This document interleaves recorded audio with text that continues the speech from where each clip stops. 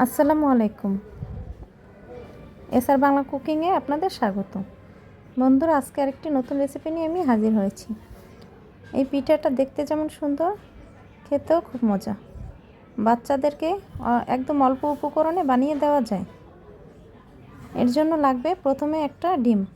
ডিমটাকে আমি ভেঙে তারপরে একটু লবণ দিয়ে ভালোভাবে ফেটিয়ে দেব। ফেটানো হয়ে গেলে এর মধ্যে আমি দিয়ে দিলাম 1/2 কাপ পরিমাণ চিনি। চিনির পরিমাণটা আপনারা বাড়িয়ে কমিয়ে নিতে পারবেন। এভাবে ভালোভাবে ফেটানো হয়ে গেলে এর মধ্যে দিয়ে দিলাম 1 কাপ পরিমাণ আটা। এরপর দিয়ে দেব 1 কাপ পরিমাণ দুধ। দুধটাকে আমি 2 বারে মেশাবো।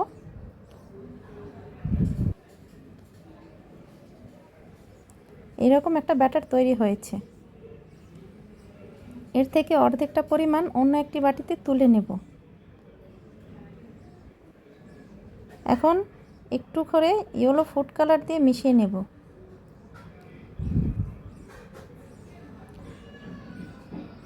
এরপর অন্য একটি বাটিতে একটি ডিম ভেঙে 1 টেবিল চামচ চিনি ও 1 টেবিল চামচ দুধ দিয়ে ভালোভাবে ফেটিয়ে নেব। প্যানে তেল ব্রাশ করে নিয়েছি। একটু করে ব্যাটার দিয়ে একটি চাপটির মতো ভেজে নেব।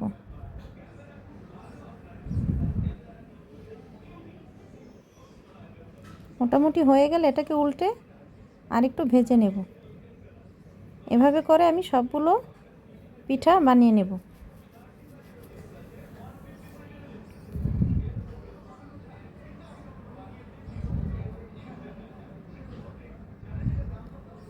হাতে মাত্র 10 মিনিট সময় থাকলে এই পিঠাটা বানিয়ে দেওয়া যায়। এই তো হয়ে গেল। এখন সবগুলো পিঠা আমার বানানো শেষ হলে এরপর আমি ডিমটাকে ভেজে নেব।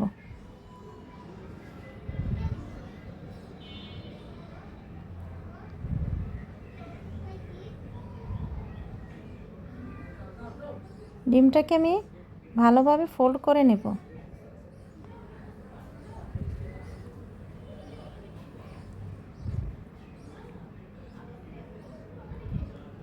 এখন ডিমটাকে দিয়ে এভাবে করে পিঠার মধ্যে দিয়ে ভালোভাবে ভাঁজ দিয়ে অন্য একটা পিঠা দিয়ে আবার ভালোভাবে ভাঁজ দিয়ে এভাবে ভালোভাবে টাইট করে একটা রোল করে নিতে হবে।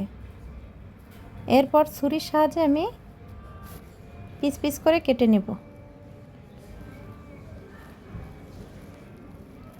এই তো তৈরি হয়ে যাবে মজাদার ডিম সুন্দরী পিঠা। খুব সহজে অল্প উপকরণে বানিয়ে দেওয়া যায়। সবাই ভালো থাকবেন। আল্লাহ হাফেজ।